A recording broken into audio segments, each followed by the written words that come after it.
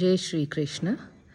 After the great battle of Mahabharata at Kurukshetra, Uddhava, the great devotee of Lord Krishna, comes to Krishna and says, "You could have stopped this war, Krishna. You knew everything, what would happen in future, yet you did not take any action to prevent the war, and this war has brought death on both the sides."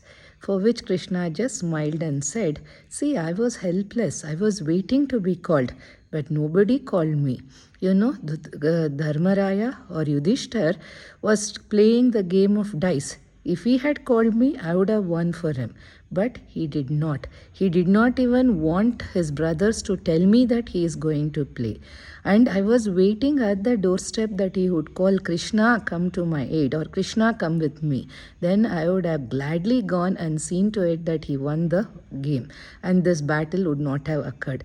Like this, many a times we feel that God is not protecting us.